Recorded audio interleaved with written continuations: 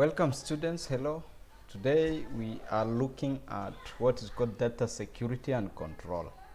I had promised you earlier that I'll create for you these video lecture tutorials so that at least you can be able to follow up with your lecture notes that was previously given, and also be able to prepare yourself better for your examinations because of the time. Today I want us to look at the topic data security and control. Now let's get started direct. So you'll follow me and then we make other suggestions at the end, right? Yeah, revision questions I'll be able to share with you, and also you follow them at the easy TVET and so on, so you'll be able to get more access and other secure sections. In this lecture video, then you'll be able to understand better on what we are supposed to explain and also to articulate in a more detailed state. Let's get started.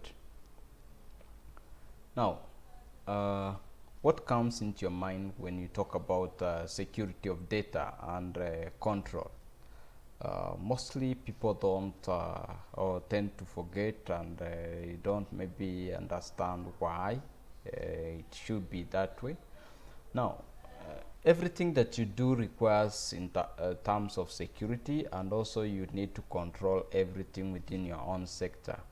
And even your phone, you put there passwords and so on, so that at least you can be able to protect yourself against external intrusion.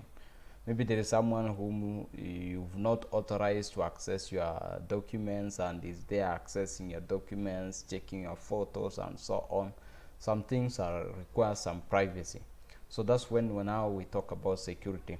Internets, mostly when you want to log into them, mostly you use passwords, and some of them are very protected. When you go to some institution, they tell you that you put the students admission number for you to access that internet. That means that they have placed a lot of security measures on it, and that makes it all about security.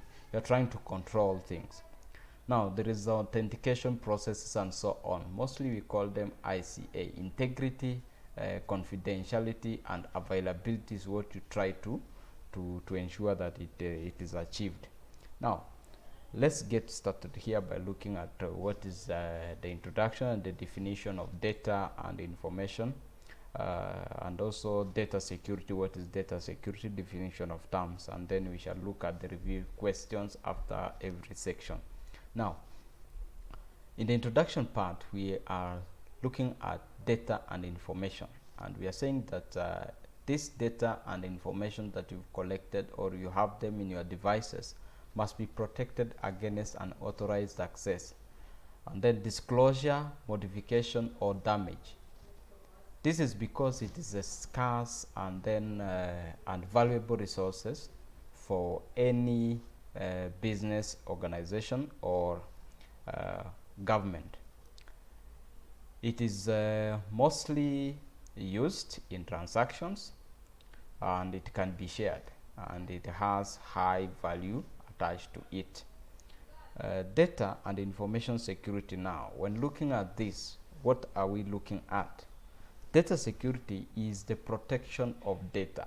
Like if you put the password, the PIN and so on in your data, then you're protecting it from external access. So we are saying that it's a protection of data and information from accidental or intentional disclosure to unauthorized persons. Data and information privacy. What are we looking at here? Privacy or private data or information is that which belongs to an individual and must not be accessed by or disclosed to any other person without direct permission from the owner. Confidential data or information. What is this type of data? This is a data or information held by a government or organization about people. For example, you talk about health sector or the military section. Mostly their data is much protected and confidential. even accessing something is not that easy. So this data or information may be seen by authorized persons only without this knowledge of the owner. For example, I just give you just an example that assume that you are sick, maybe for these patients with HIV/AIDS and so on, and then the information is publicly posted in social media and so on. You see, they feel so stigmatized and so on. That's why now for such kind of cases, that's why we talk about confidential data of information and privacy. Now let's look at some questions here. Differentiate between private and confidential data. We have said that private data is the one which belongs to an individual and must not be accessed by any other person, while confidential data, we are saying that is the one that is held by the government. For example, when people were refusing to take Huduma number, it was because of this. People didn't want their data to be disclosed anywhere. When you give your data to a bank, your ID and KRA pins and so on about that, you see, you are giving to an institution, so that's confidential data. But private is the one that you only have it and you don't need to be disclosed to any other person. Why is information called a resource? Why? We've given some reasons up there. And therefore, explain the term information security. And then recently, data and information security has become very important. Explain. So you'll be able to look at those questions. Security threats to data and information. Let's look at this subsection: security threats to data and information. Mostly, maybe your data is corrupt, it has been attacked by viruses. How do you handle these issues? Now, computer viruses is a destructive program that attaches itself to other files where the files are opened for use and installs itself on the computer without the knowledge of the user. Most of you are being sent something in WhatsApp, you just click, then you continue filling or downloading, and yet it is maybe infected. So once it gets into your computer, it also affects other files. There was a virus attack that attacked the central bank in US, and it was called ransomware. This virus attacked it was shared by somebody to the bank, and then it started to do what is called the duplication and encryption of data. So you cannot be able to access it, you cannot be able to open it, and then at the end they send you every messages, or they attach within that file that you send a certain amount of money for them to unlock your files. A computer virus is a program designed specifically to damage other programs or to interfere with the proper functioning of the computer system. So sometimes your computer is very slow, or your phone is very slow, it doesn't do, you need to check. Maybe there is a malware or a virus within it. A virus is a computer code usually designed to carry out two tasks. Number one is to copy itself from one computer system to another. So if a virus is on this computer one, it can be transferred with those files to another computer, and at the end of the day, if it is within a company, then all computers within that network will be able to get attached to this virus. To locate itself within a computer system, enabling it to amend or destroy programs and data files by interfering with normal processes of the operating system. Types of computer viruses that you need to know. One of the types of computer viruses is boot sector viruses. They destroy the booting system of your computer or on your storage devices. Number two, we talk about file viruses. They attach themselves to files either by erasing or modifying them. Hoax viruses, they come as emails. Mostly they are attached on the emails. So you download the email, or you click the sections which are on the spam section, and then you get that they affect all the entire systems. Trojans, which appear to perform necessary functions, and which you really need to be aware about this. The Trojan one is very bad. Mostly it affects a lot of things, and sometimes it gets attached when you don't even think of them. Or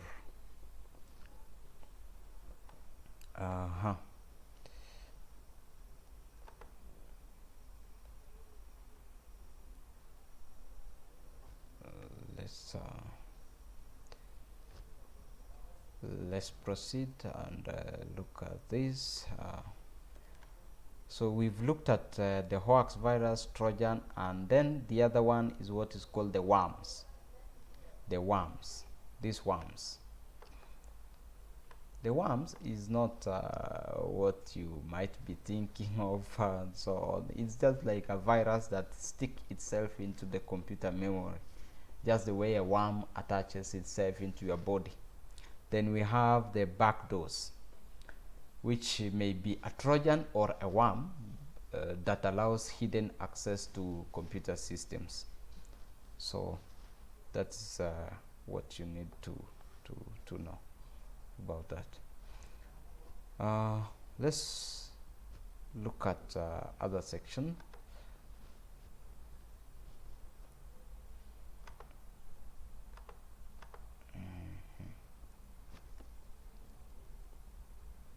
Let us look at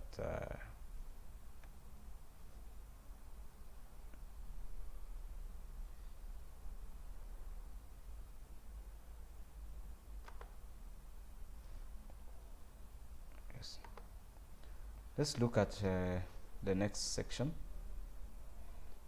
Types of distractions caused by the viruses. Types of distractions caused by the viruses. So the types of distractions or damages caused by a virus attack can be: 1. Deletion or modification of data, information and files on the storage devices or disks, memories during the normal program executions, e.g. may attack a format of a disk making any programs. Number 2, systematically destroy all the data in your computer memory. Number 3, it might lock the keyboard so that you try to type and do anything and nothing happens. It can change the keystroke. Sometimes your key was here, this is at, then you find that it has been interchanged. So those are the effects of viruses. Delete characters displayed on the visual display.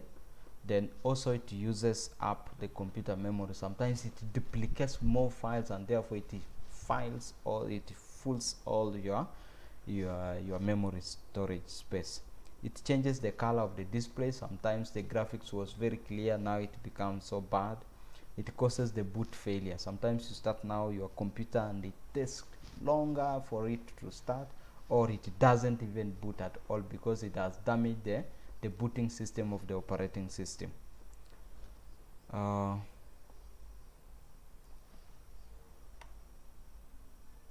We can as well as talk about the sources of viruses. Where do we get this, or where are these viruses coming from? Number 1, contact with contaminated systems. If a diskette or your flash disks is used on a virus infected computer, then it could become contaminated. If the same diskette now is used on another computer, you see you've just transferred or done what is called spreading of the virus. Number 2 is the use of pirated computer or pirated softwares.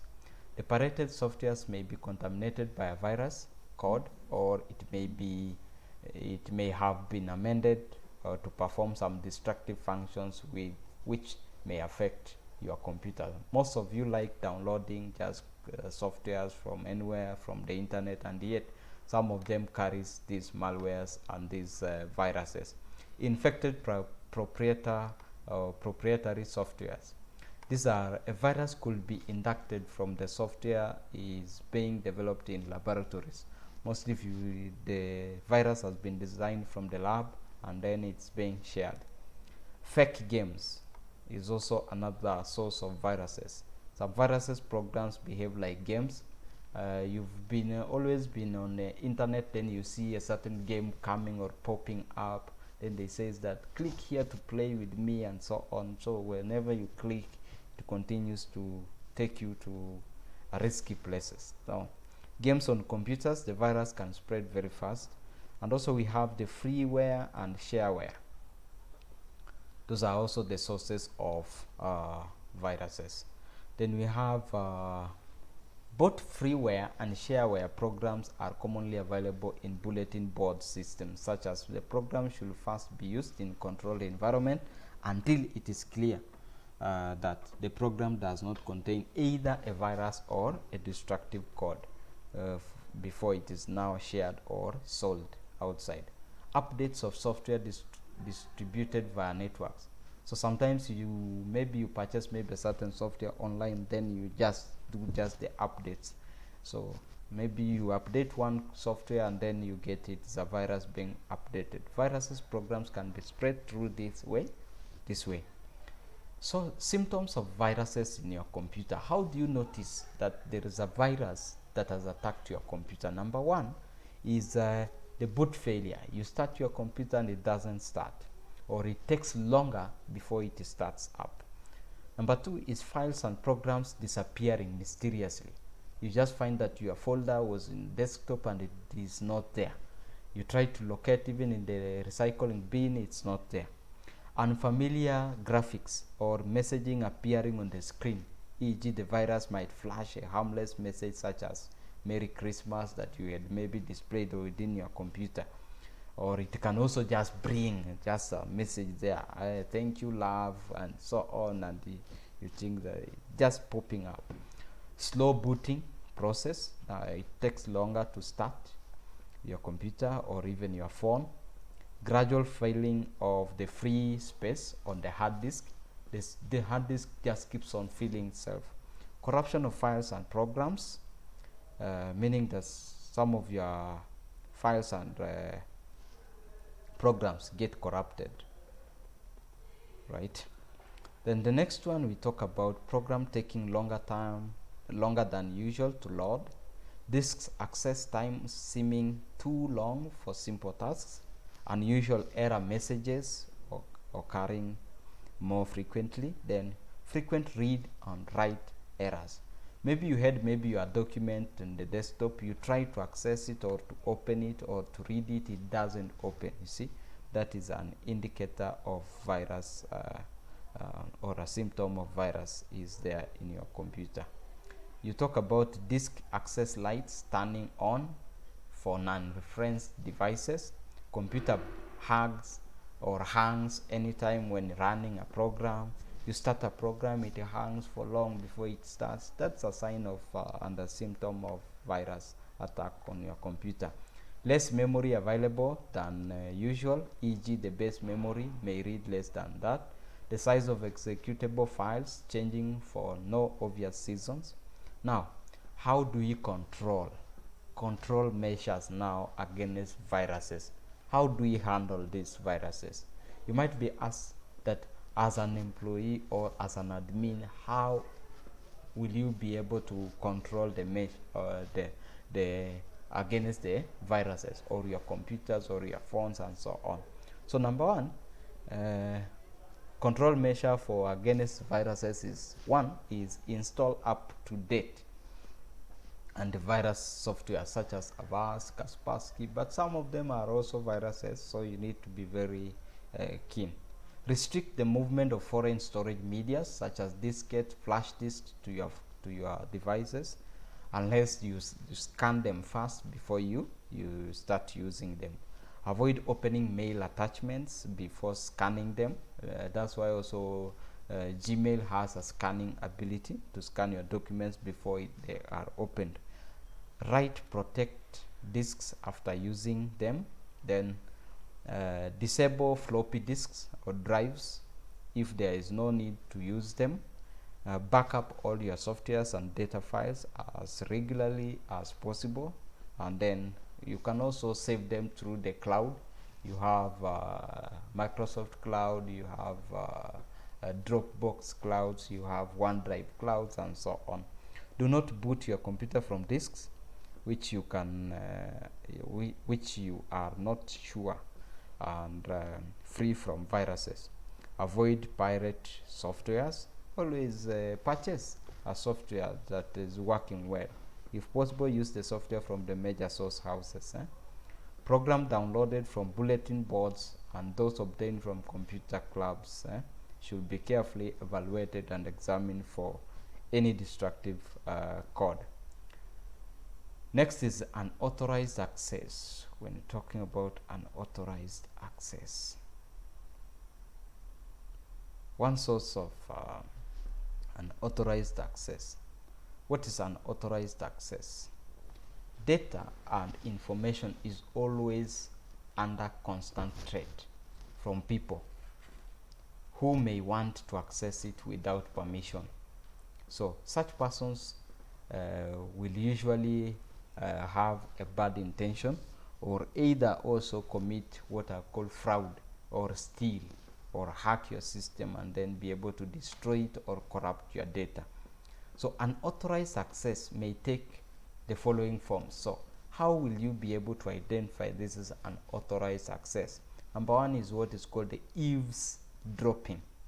This is tapping into communication channels to get information.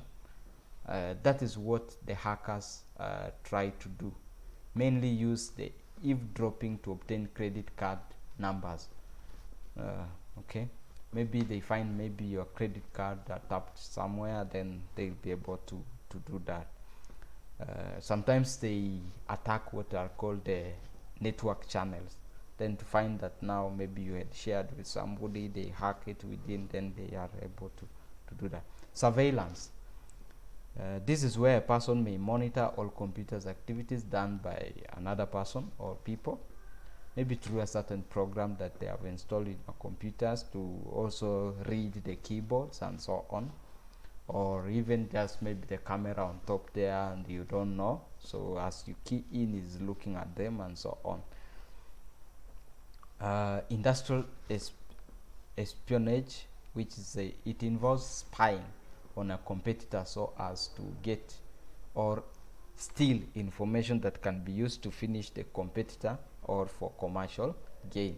This is mostly done by corporate world. The next one is an employee who is not supposed to see some sensitive data gets access to it, and is either by mistake or by design.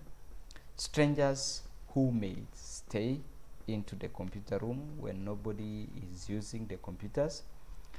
Forced entry into the computer room through weak access points. We have some situations whereby an employee was within your company, then after he has left, maybe he was the admin, and after leaving you did not even consider even changing the passwords or even removing his credentials from the system. You just kept on leaving. This guy will continue accessing the system. Those are the kind of attacks that you've been seeing from KRA and other areas. Network access, in case of the computers are networked and connected to external areas. The next one, let's look at control measures against unauthorized access. How do you control these people who are not supposed to access your system? Number one, enforce what is called data and information access control policies on all employees to control access to data, so that only the authorized persons can be able to access the data that is supposed to be. Keep the computer room closed always when nobody is using it, so that you avoid unauthorized access by the individuals.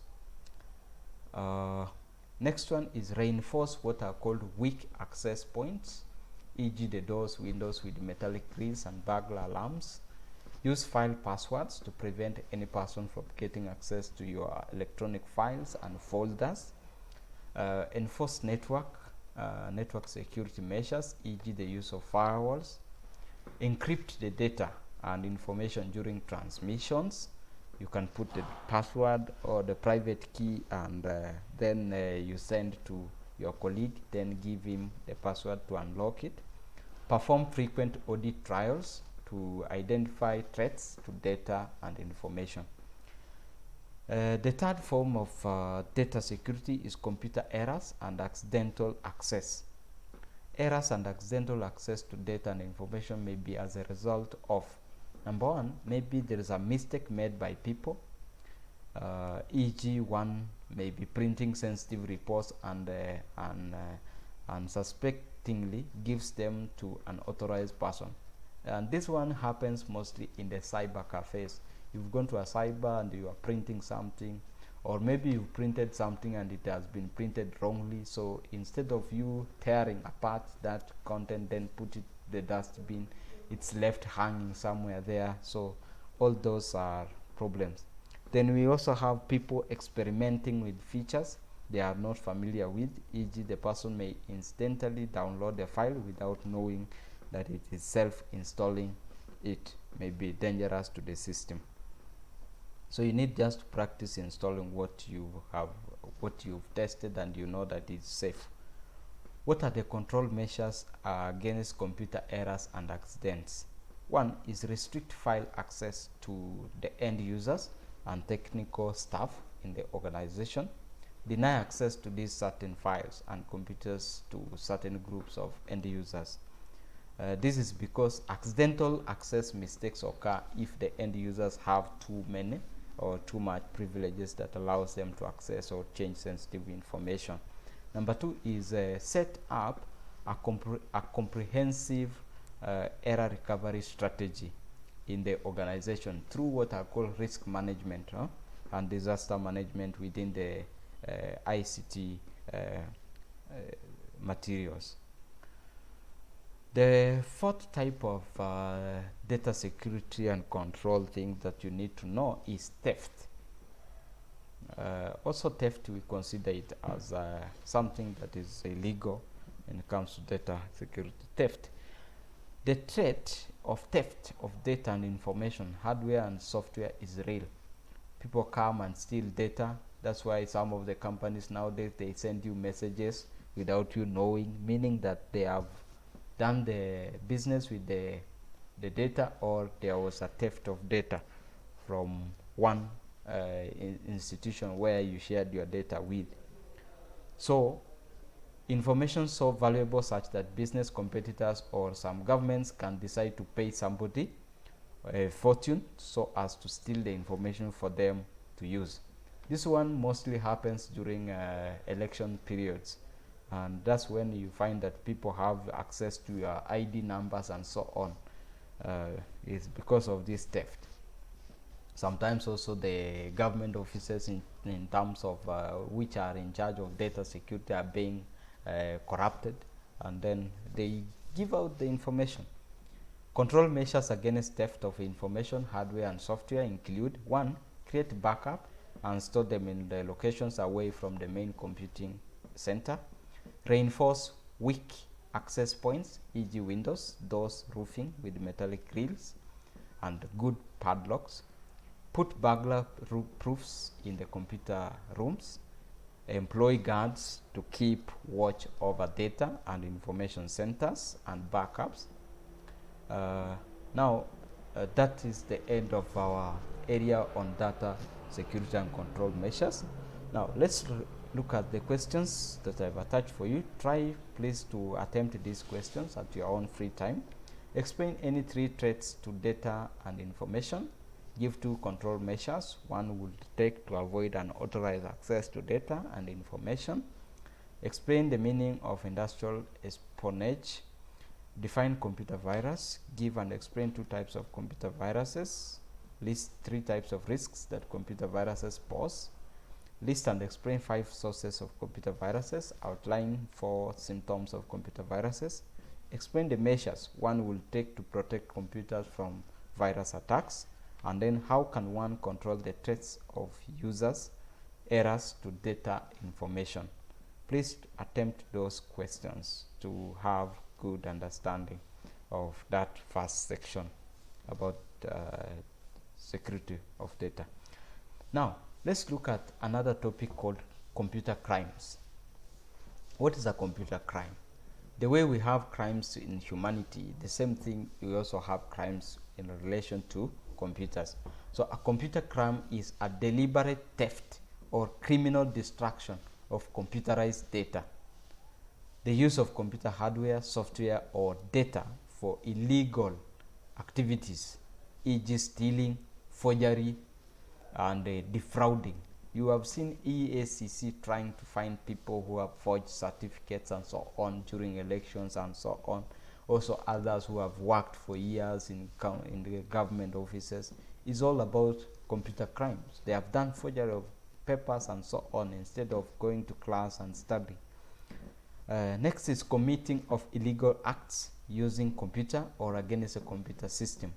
When you are performing things like hacking, tracking, tapping of information and so on, or accessing some very confidential information without being authorized, that is computer crime.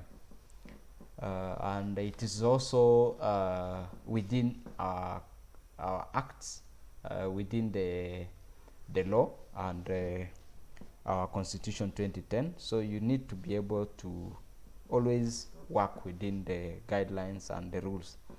So what are the types of computer crimes? The main types include hacking, tapping, cracking, piracy, fraud or theft of money, sabotage, alteration of data, theft of computer time or theft of service, theft of data, information or programs, damage of softwares, and trespassing. Maybe you use other ways to access, like for us, I'm a certified ethical hacker, so sometimes we know how to tap or trespass some passwords, and then we get to access into the admin rights. So that is not correct, and that's why we also sign some legal documents before we do anything. Trespassing refers to the illegal physical entry to restricted places where computer hardware, software, and backend data is kept. The backend data is about the database area, which should only be accessed by the database administrator. You are not supposed to be able to access there. So in case you trespass and then be able to access it, then that is a computer crime. It can also refer to the act of accessing information illegally on a local or remote computers over a network. Mostly some of the computers can be accessed remotely, and then some of the information is being stolen, or some folders or files you get that they have been deleted. Some people do suffer from this, especially from colleagues or working colleagues who are not with good terms with you. Hacking is an attempt to invade the privacy of a system, either by tapping messages being transmitted along a public telephone line or through breaking security codes and passwords to gain an authorized entry to the system of data and information files in a computer. So reasons for this hacking include to copy or to corrupt the information as a hobby to test their expertise. Some people like the challenge and they feel greater after successful hacking the system or the websites. Some do it for computer software and producing companies that want to secure the system by reducing the weakness discovered after professional hacking. Hacking is done by skilled programmers referred to as the hackers, and is a person who gains unauthorized access to computers network for profit or criminal mischief or personal gain. So if you do it for criminal mischief, then that is wrong. If you do it for personal gain, that is wrong. But if you do, some also do it for profit. But also we also have ethical hacking as a job, being employed by companies to be able to help them secure their systems. So when you are employed by such companies and you are doing the right thing, then that is good, and it's for proper earning of the living. Next one is what is called the tapping. Tapping involves listening to transmission line to gain a copy of message being transmitted. So tapping may take place through the following ways. One, a person may send an intelligent program to a host computer, which is now the computer from the main or the origin source, and that sends him or her information from the computer. Number two, you can talk about spying on a networked computer using special programs. Some people can have a program that can be able to access all the other computers that are connected within the computer, and therefore you will be able to see all the things that these people have within their desktops. So such kind of things is what is called tapping. The next type of this computer crime is what's called cracking. Now, a hacker can do things for good gain or for good reasons. That is not now bad, but cracking is always trying to guess passwords and so on by a person trying to look for weaknesses of your security system or software in order to get access to your system. Or maybe you get somebody trying to get into your phone and is trying all the pins possible, or even using his fingers, and yet it's maybe biometric. So when the guy is trying so many times to do that and it's not his own property, then that is cracking. So these weak access points can only be sealed, can only be sealed using special corrective programs called the patches. So mostly if you have a patch, then it can be able to do that for you. A program patch mostly is a software update that when incorporated in the current software that you now have, it makes it better. So cracking usually is done by people who have done some idea of passwords and username, especially the cybersecurity type of work, and therefore we know we can get so many passwords that you guys do put. Mostly maybe it is your age or the year of birth, like your M-Pesas, your phone numbers, or your IDs, or your girlfriend's phone numbers, or your husband's, and yeah, such kind of things. Piracy. Let's look at what is piracy. Piracy is means making illegal copies of copyrighted software data or information, either for personal use or for resale. Ways of reducing piracy. In Kenya here, you've seen there is a company, there is a body designed by the country, by the government, that deals with the piracy things. That is intellectual property rights offices. Here they protect like your idea through what is called trademark.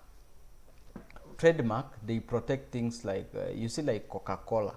If you use the same label within your own business, then Coca-Cola can be easily take you to court and then jail you or give you a certain term that you need to pay for them. You can see some phones like HTC phones.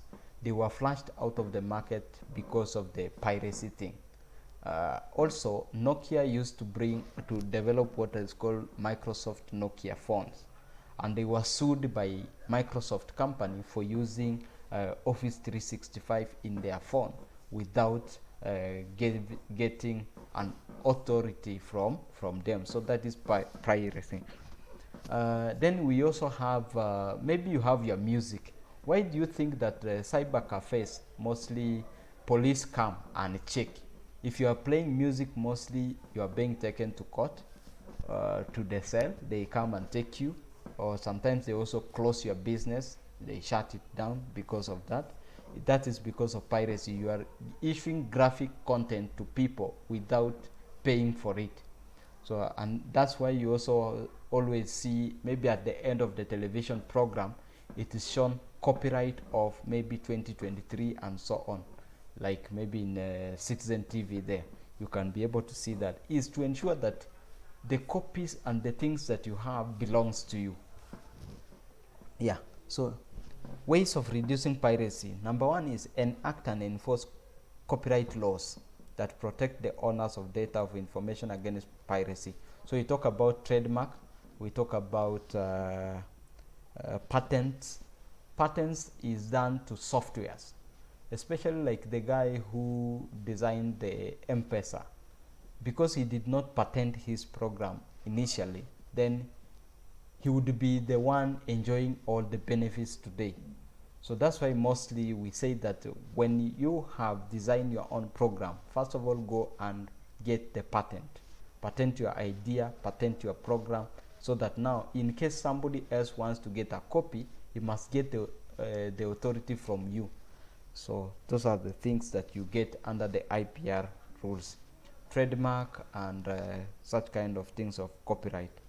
Make a software cheap enough to increase affordability, then use licenses and certification of authenticity to identify originals, then set installation passwords that prevent illegal installation of softwares. The next one is fraud. Fraud is the use of computers to conceal information or cheat other people with the intentions of gaining money or information. You've seen so many people nowadays calling you using maybe Airtel number or Equitel, trying to tell you that we are this and this and this from Safaricom. We have seen that there is money that has come to your phone and so on. Those are frauds. So fraud may take the following forms. Number one, input manipulation. Data input clerks can manipulate input transactions, e.g. they can create dummy ghost employees on the salary files. You've seen when the county government, the new governors who are getting in, they found that some people had done some fraud through forgery of papers, and then they got into the offices, or some of them were called ghost workers. They were not, they did not get there through the correct way. So those are frauds. Production and the use of fake documents. People have been, you remember the stories of Sakaja and the rest. People are trying to forge certificates and so on. Fraudsters can either be employees in companies or outside who are smart enough to defraud or unsuspecting people. Reasons that may lead to computer fraud. One is for economic gain. So many people nowadays do what is called wash. Those are the kinds that of things that we call as fraud. To gain respect or self-worth. Security measures to prevent fraud include careful recruitment of staff, set up and clear and firm management policy on crimes and frauds, restrict access to computer rooms or terminals, use transactions and file logs to monitor access to sensitive areas of systems, monitor and investigate error logs and reports on regular basis, carry out risk analysis to examine the exposure of the organization to possible frauds. Next, let us look at sabotage. What is sabotage in terms of computer crimes? Sabotage is the illegal or malicious destruction of the system, data or information by employees or other people with grudges, with the aim of crippling service delivery or causing great loss to an organization. Sabotage is usually carried out by discontented employees or those sent by competitors to cause harm to organizations. So the following are some of the factors of sabotage which can result into great damage to the computers. Number one is using magnets to mix up codes on tapes, planting of bombs, and then cutting of communication lines. Alteration is another form of computer crimes. Alteration is the illegal changing of stored data and information without permissions, with the aim of gaining or misinforming the authorized users. It is done by those people who wish to hide the truth. It makes the data irrelevant and unreliable. This one mostly happens to those people who have been taken to court, and they always do that in order to sabotage or to to remove what are called evidences. Alteration may take place through the following ways. Number one, program alteration. This is done by people with excellent programming skills. Alteration of data in a database. Security measures to prevent this alteration includes: do not give data editing capabilities to anybody without vetting them or knowing them well. The person altering the data may be forced to sign in order for the system to accept altering the information. So you can even give them a place to sign so that it shows that you've authorized them to do that. Theft of computer time. Employees may use the computers of an organization to do their own work, and that is also computer crimes. Theft of data. Employees steal sensitive information or copy packages and sell them to outsiders or competitors for profit. So that makes the end of computer crimes, and I have these revision questions for you, which is number one is I've said number one is define the term computer crimes, state and explain various types of computer crimes, differentiate between hacking and cracking with reference to computer crimes. What's a program patch? Why are patches important? Give 2 reasons that may lead to computer fraud. How can piracy be prevented? What is data alteration? Explain its effect on data. Explain the meaning of tapping while dealing with computer crimes. Let's look at now this other section under this data security and control. A section called detection and protection against computer crimes.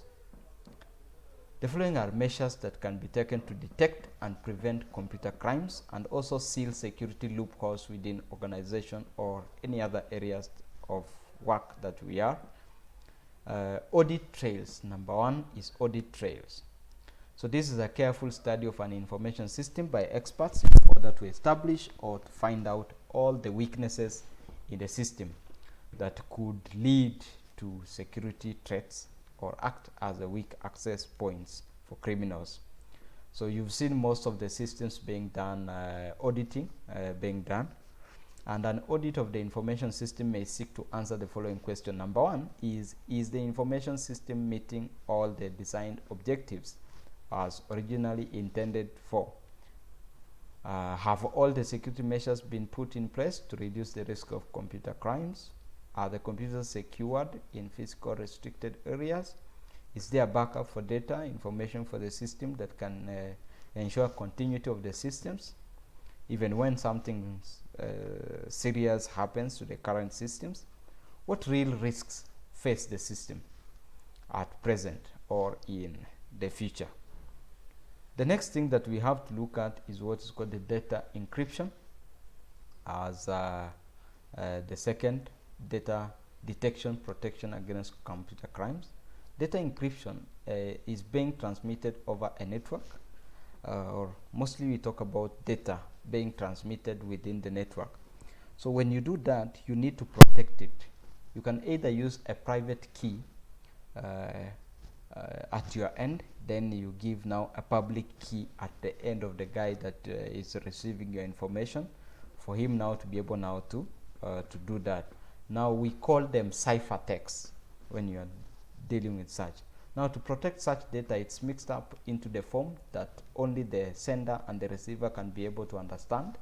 The encryptions that you have used or the protection that you have used within that data. If it is a password or a PIN, then it's only the two of you who know the symbols that you have used there. Now when you use some terms or a combination of characters that people don't understand, then that's when we call them that you've used what are called the cipher texts. Now when you do that, then we are saying that you are encrypting. Now the one who now you've shared with and now is now using it now to open the document is doing what is called now the decryption of data from plain text now to from the blank panther to other things that now needs to be log files. These are You've seen in our elections people talking about that, open the server, what is there in the logs, can you check the logs, and so on. So log files, these are special system files that keep a record of events on the use of computers and resources of the information system. Each users mostly are assigned to username and passwords, and then when you log in, mostly the system checks who has logged in at what time and so on. So you'll be able to know this user logged in and what did this person do. So that's why we always require to check the logs. Firewalls. A firewall is a device or a software. In most of the examination questions, you've been asked about what is a log file, what is a firewall, and so on. So what is a firewall? It's a device or a software system that filters the data and information exchanged between different networks by enforcing the access control policy of the host network. A firewall monitors and controls access to or from protected networks, somehow from remote users. So that makes the end of that section. So you need to know about this protection, auditing trails, data encryption, talk about log files and firewalls. Let's look at another thing called laws governing protection of information. What are some of the laws that govern this protection of information? Also, we have the department that deals with data protection in Kenya. And therefore, the laws that are in the constitution are the ones that they use. Number one, laws have been developed to govern this, and the following are the main laws that we follow. One, data and information should be kept secure against loss or exposure. Number two, data and information should not be kept longer than necessary. Number three, data and information should be accurate and up to date. Number four is that data and information should be collected, used, and kept for specified lawful purposes. Then the owner of the data has a right to know what data is held by the person or organization having it. Data should not be transferred to other countries without the owner's permission. And also, data do not collect irrelevant and overlay too much information for purposes. So people come to do surveys and then they want to ask you so many questions that are too personal. So you should avoid such kind of people. They might be the frauders. So that makes the end of that section of data protection and protection laws. Now, what are some of the questions that you need to know? What do the following control measures against computer crimes involve? One is the audit trail, data encryption, log files, and firewalls. Give 4 rules that must be observed to keep within the law when working with data and information.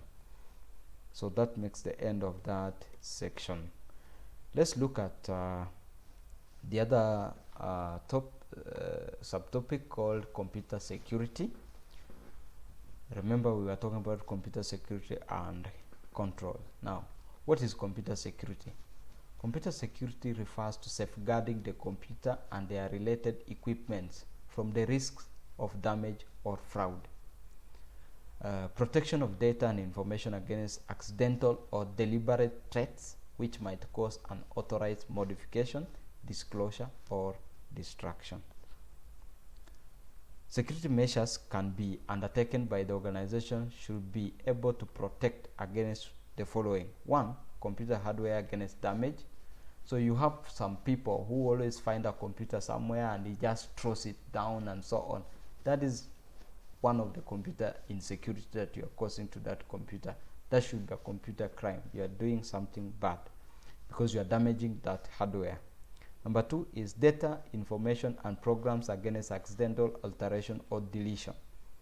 Number three is data information against hazards such as floods, theft, and fire. We talk about the computer against unauthorized use, data, information, and programs against piracy or unauthorized copying, data and programs used by the computer system against illegal or unauthorized modifications. storage media such as diskettes, tapes, flash disk against accidental distractions, policies of the organizations.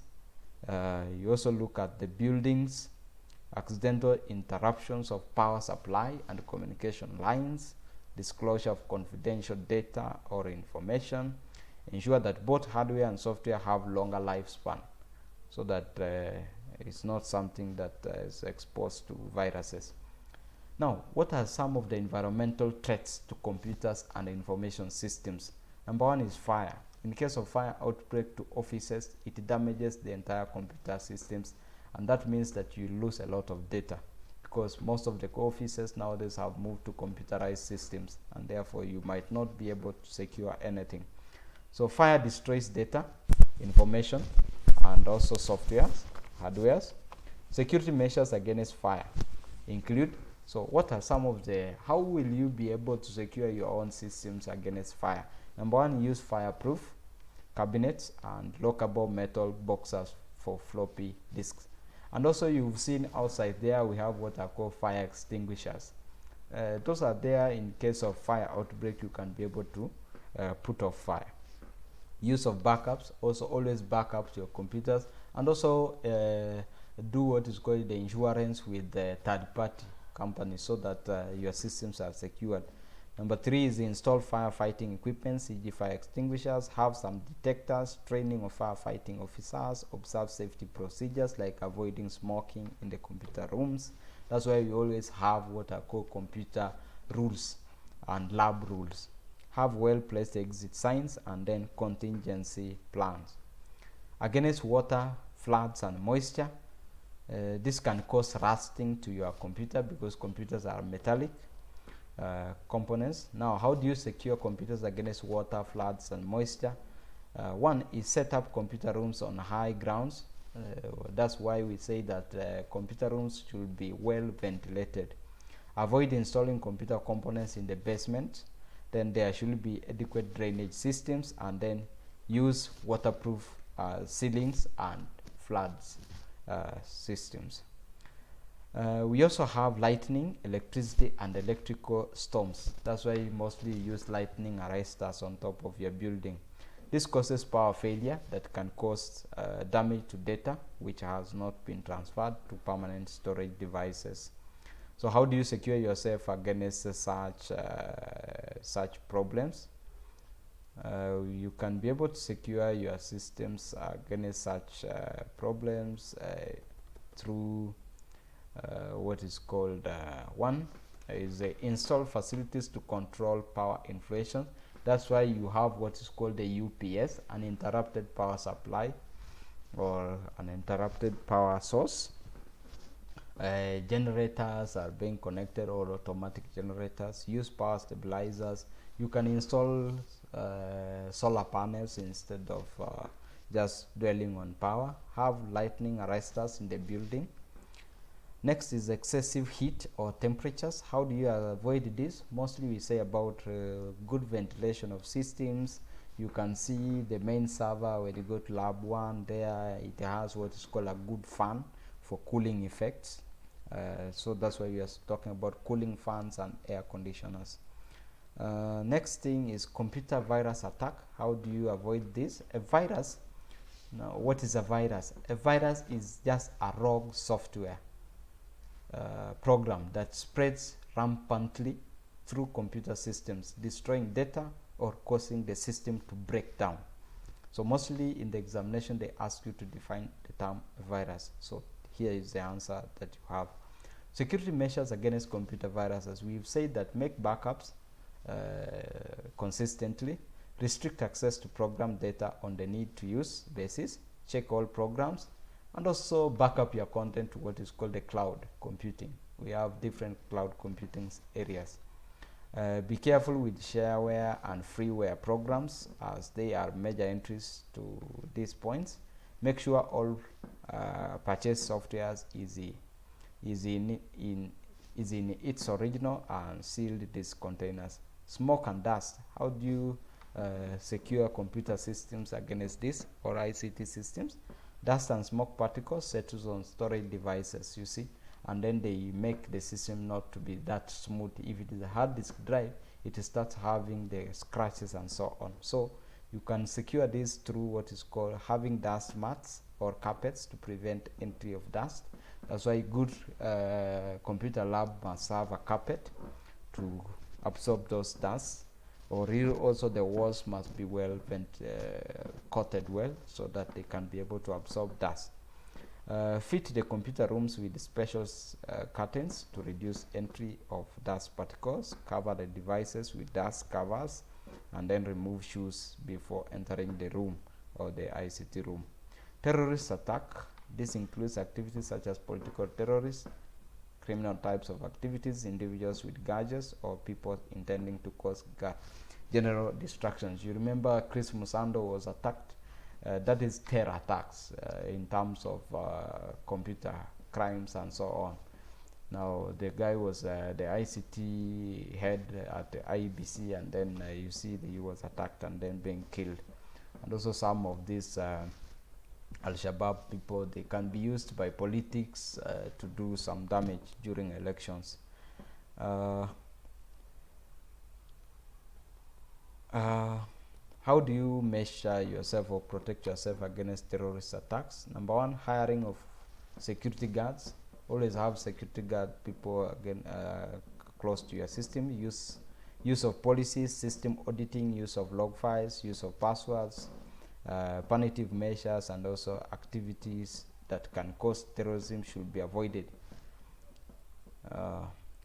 Next one, you can use encryptions of data, use of firewalls, consult and cooperate with police and fire authorities on potential risks. We also have people. People are also threats to these systems. You people, sometimes you just get a cable from there, you throw it somewhere, or you break it. Yeah, people threats include carelessness, clumsiness, accidental deletion of data, information vandalism, theft or destruction of data, information programs and hardware, piracy of copyrighted data and software, or even music or videography things. Security measures against carelessness and clumsiness. One, better selection of personnel. Employ people who are, at least they know what they are doing. They like cleanness. They could not, when they find something, they can be able to take it where it's supposed to be, not just being careless. Have a good office layout. Improve employee training and education. Limit access to data and computers. Regular backups and use of undelete and unformat utilities. Security measures against vandalism. Now, which people do. Number one, you should have sensitive attitude to office behavior. That's why you need to install things like CCTV so that you can be able to see, so that in case tomorrow when you find something is damaged, you know the person who was there. Tighten security measures, e.g. install alarm systems, burglar-proof doors, windows, and also the CCTVs. Limit access to sensitive company information. Use keyboard lock on terminals.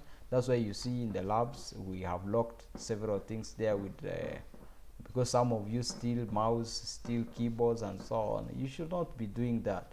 You are also a threat to security, to computer security. Punitive measures, and then the last threat is earthquakes. Now we have review questions here. What is computer security? Mention various threats to computer security. Discuss the environmental problems affecting the operation of computers. And then we can talk about causes of data loss in computers. This might be the almost the last part of it, of lecture notes, and causes of data loss in computers. What can cause data to get lost from your computer? One of them is power failure. We said that computers like desktops, they use what I call ROM and RAM, which store data for temporary use. And then before, that's why we always advise you to always click Ctrl S in order to save your data. in whatever thing that you have typed, always save, and always have a backup. So because in case of power failure, then you find that your data is lost. That's why you also have UPS connected, then uninterrupted power source being connected to the computers, and also an automatic what's called generator to at least have supply you with continuous power supply. Now, momentary interruption or fluctuations for electrical power may cause crashing of computers, loss of data information, damage to computers, secondary storage things. The main cause of power disruptions are amplitude fluctuations, power line noise, low voltage surges, high voltage surges, voltage outages, voltage spikes, waveform distortions, and power frequency variations. Precautions against data loss due to power failure. Number one, regular saving of a document. That's why we advise you autosave always. That's why also some of the advanced Microsoft Office nowadays, like Word, they always have auto-saving functionality, so that at least even if it goes, you'll be able to auto-save. You'll just get where you are, some data being saved there. Now, frequent saving of documents ensures that minimum data is lost. Number two is use of uninterrupted power supply, UPS, to eliminate any power quality defects. And it also gives you ample time for you to be able to save your data before now also it loses also the power. Now, it uses power correction equipment such as stabilizers or uninterrupted power supply. These equipments ensure steady flow of input power to the computers. Now, let's look at computer viruses. A computer virus destroys all the data files and programs in the computer memory by interfering with the normal processes of the operating system. Precautions. How do you protect yourself against this, or precautions against computer viruses? One, we said use antivirus softwares such as AVG antivirus, PC Selene, Dr. Solomon's Toolkit, Norton Antivirus, Kaspersky, and so on. Next, you use the antivirus softwares installed in your computer should be enabled or activated. So sometimes you have the antivirus, but it is not active. You should also perform virus scans of your disks on regular basis. Evaluate the security procedures to ensure that the risk of future viruses attack is minimized. Now that describe 2 ways of preventing data loss due to power outages. What is computer virus, and then what are antiviruses, and explain how they detect and remove viruses. So that is it. Accidental erasure. So sometimes maybe you have maybe you clicked delete, or you've clicked control delete, or maybe the child has stepped on something and your data has been deleted. Commands such as delete or format can be dangerous to your systems. Now, precautions against this, we say use of undelete utilities. So you can download them and install them to your computer. Norton utilities and PC tools, or also be able to restore content from the dustbin, a recycle bin. Mostly you get inside, then you say restore, then it will be able to get back. Window recycle bin, we are saying double click it and then you use restore. Number two is use of unformat utilities, and then number three is use of backups. So that makes the end of that section. Now let's look at another thing called the crashing of hard disks. This is also another cause of data failure or data loss. So when the hard disk crashes, the data or information on the disk cannot be accessed. The effect is the same as formatting the hard disk, and therefore crashing of hard disk can occur due to the following reasons. Number one, mishandling of computer systems, moving of the system units while the computer is on, accumulation of dust, computer virus attacks, and physical damage of the system units, either by someone or by the environmental effects that we have just looked at. Precautions against this crashing of hard disk: number one, use of backups; number two, use of recovery tools such as the QA Plus and PC tools. There is another cause of data loss called unauthorized access. If unauthorized access refers to the access to data and information without permission. So in case of computer criminals, and we have also looked at computer crimes, in case of such people who get there and then they hack your system or delete your system, then steal large amounts of data or funds belonging to various companies by transferring them out of your computer accounts. They can steal or destroy data and information from companies, bringing their operation to standstill. Spread destruction from the one computer to another using virus, and then spread computers worm programs. Worm programs are less harmful in the beginning, but they render the computer almost useless in the long run. So precautions against unauthorized access: number one, restrict physical access. How? Locking of doors, use of personal identification cards, and then the use of fingerprint identification. And also use special voice recorders. And that's why you see the current technologies, they use voice recognition, they use biometric recognition, and so on. Also, just by looking at it like this, then it can be able to unlock. Then number two is use password protection. Install a password to restrict access to computer access. What is a password? Mostly in the exam question, they ask you to define what is a password. A password is a secret code that can be used to prevent unauthorized access of data in a computer. Passwords can be put in at various levels. One, at the point of switching on the computer to restrict access to computers; on the folder or directory or a file to restrict access to entire folder or a file; or on database systems to restrict access to individual data elements. So review questions are here, so you can be able to look at that. Thank you, and that makes the end of our today's lecture on data security and control. Please attempt all the questions that I've attached here as your assignment, and then we meet in the next topic. So this we have completed this topic of data control, data security and control. We've also looked at the laws that govern that. We've also looked at how, or the mitigation measures that we can take in order to protect ourselves against all such kind of threats and unauthorized access of things and so on. We've seen different forms of cyber crimes and so on. So I know that now you will be able now to tackle the examination questions because they are always asked direct like that. Definition of terms like virus, passwords, or what are computer information data protection, confidentiality, and what. So you need to be able to know from what we have discussed. So thank you, and I hope that next time that now you will be able to ask me any other question that I've not maybe answered at the moment now.